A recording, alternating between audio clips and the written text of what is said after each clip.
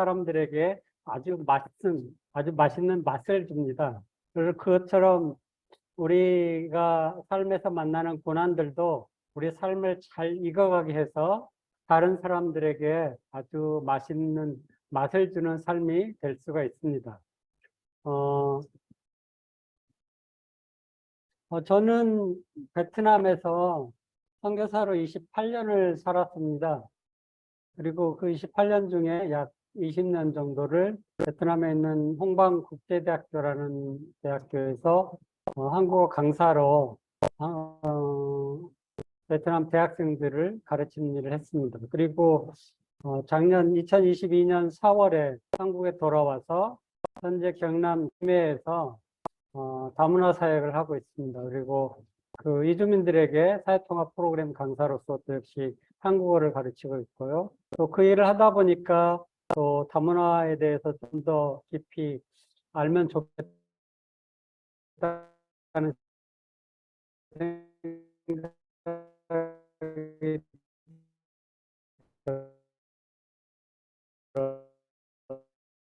들어서 현재는 부산외대대학원에서 나무가 산을 지킨다 해서는 저의 삶에 대해서 좀 이야기를 하고요.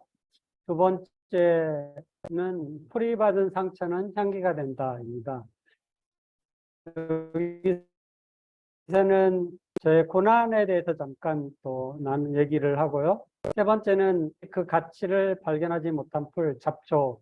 네, 여기에서는 비전을 함께 나누고자 합니다. 그러면 첫 번째부터 보도록 하겠습니다. 못생긴 나무가 산을 지킨다.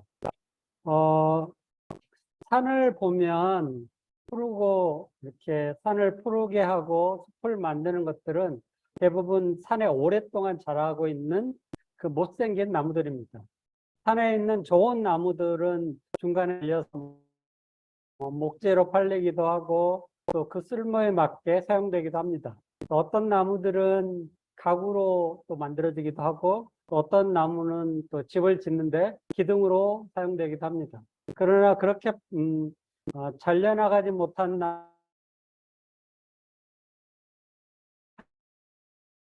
살려나가지 못한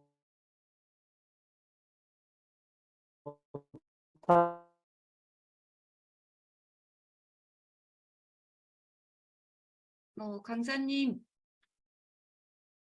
이선재 강사님, 아이고, 저만 이렇게 들리는 끊어졌죠? 끊어지는데 혹시 핸드폰을 켜놓고 하시면은 하울링 때문에 이렇게 돼요. 저기 인터넷 중간에 인터넷 사정이 잠깐 안 좋았었습니다. 지금도 울리나요? 네, 지금 괜찮습니다. 네네. 예. 아까 그때 잠깐 인터넷 사정이 안 좋다고 네네. 예. 했었거든요. 진행하시면 될 것 같습니다. 예. 저는 베트남에서 선교사로 28년을 살았습니다. 홍방국제대학교 한국학과에서 학생들을 또 한국어를 가르쳤고 또 필요한 학생들에게 장학금을 주기도 했습니다.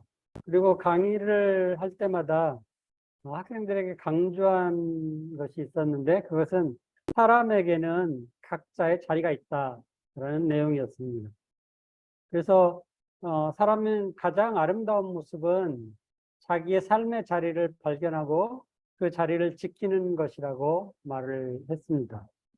그래서 많은 제자들이 자기의 가치를 발견하고 자기 삶의 자리를 지키며 살고 있습니다.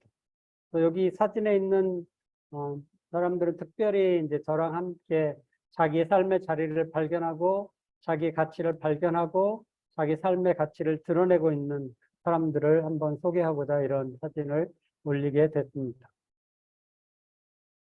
두 번째는 풀이 받은 상처는 향기가 된다.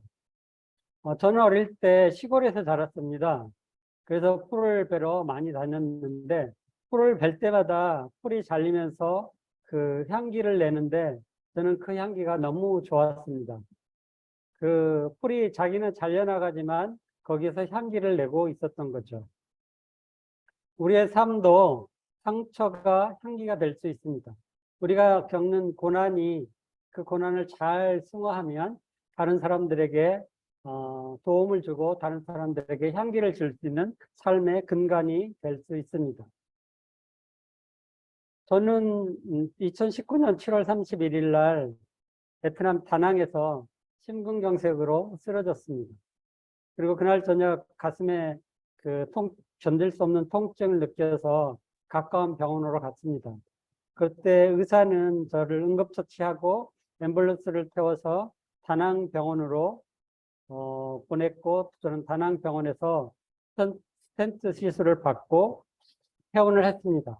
근데 퇴원을 하고 바로 회복이 된 게 아니고 호지민에 내려와서 또 심장 전문 병원에서 입원을 해서 중환자실에서 약 일주일 정도 치료를 받고 바로 한국으로 들어왔습니다. 한국에서는 서울 아산병원에서 입원해서 치료를 받았습니다. 여러 병원을 다니면서 치료를 받았지만 저는 이제 완치되지 못했고 결국은 심부전 진단을 받았습니다. 그래서 저는 현재 심장의 기능이 한 40% 정도 됩니다. 그래서 이제 베트남에서 더 이상 살 수가 없어서 2022년 4월에 한국으로 귀국을 했습니다. 그리고 이제 경남 김해에 정착을 해서 거기에 거주하면서 베트남 이주민들을 돕는 일을 하고 있습니다. 그리고 다문화센터에서 사회통합 프로그램 강사로 활동하면서 이주민들에게 한국어 강의를 하고 있습니다. 제가 심장에 이제 아픈 고난을 당해서 회복되어서 한국에 돌아왔고 또 한국에서 이주민들에게 한국어를 가르치면서 그들을 한국에 잘 정착할 수 있는 돕는 일을 하게 되었습니다. 저는 고난을 당했지만 제 고난을 통해서 또 다른 이주민들에게 제가 만날 수 없었던 또 다른 이주민들에게를 돕는 일을 하게 된 것처럼 우리도 삶을 통해서 만나는 고난이 내가 잘 승화하면 다른 사람을 돕고 다른 사람을 잘 정착하고 다른 사람에게 향기를 줄 수 있는 그런 일이 될 수도 있습니다. 저는 이 일을 하면서 새롭게 발견하게 된 비전이 있습니다. 한국에 와 있는 많은 이주민들이 있는데 그들에게는 많은 자녀들이 있습니다. 그 자녀들이 한국에서 교육 문제가 좀 심각한 것을 알게 됐습니다. 그리고 그들은 한국에서 이렇게 주류 사회에 편입하지 못하고 이렇게 외롭게 살고 있고 또는 따돌림을 당하고 그런 일들을 당하면서 한국에서 잡초처럼 살고 있습니다. 그래서 우리는 잡초를 가치 없는 풀이라고 생각합니다. 그러나 잡초는 결코 가치 없는 풀이 아닙니다.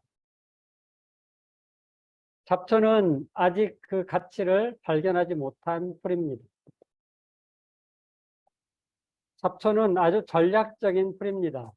전략과 잡초라는 책이 있는데 그 책에서는 잡초가 약하고 그렇지만 타고난 그 약함을 전략적인 강함으로 이끄는 풀이라고 잘 이야기를 하고 있습니다. 여기 그 책에서는 이런 얘기를 합니다. 잡초가 아직도 보잘것없고 성가신 식물이라고 생각하시나요? 사실 그들은 치열한 생존 경쟁에서 살아남은 노련한 전략가들입니다. 그렇습니다. 잡초는 치열한 생존 경쟁에서 살아남은 아주 노련한 전략적인 풀입니다. 날포 waldo 에머슨은 이렇게 말했습니다. 잡초는 아직 그 가치를 발견하지 못한 풀이다. 식물이다. 조정래 작가는 풀꽃도 풀이라는 소설을 통해서 한국의 교육 문제를 심각하게 다루고 있었습니다. 그 책에서 말하기를 누구 하나 허투루 포기할 수 없는 우리 모두 풀꽃 같은 존재라고 말합니다. 모두 한국에 있는 모든 교육받아야 될 학생들은 누구나 어느 하나도 포기할 수 없는 모두 풀꽃 같은 존재들이죠. 그렇지만 그 풀꽃은 가볍게 대할 수 없고 무시할 수 없는 존재들입니다. 우리가 잘 아는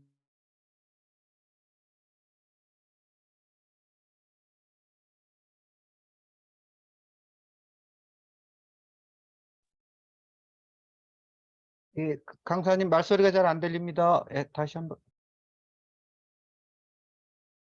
네, 인터넷 사정이 지금 조금 고르지 못해서 강사님이 좀 멈춰 있는 것 같습니다. 네, 잠시만 기다려 주세요. 네.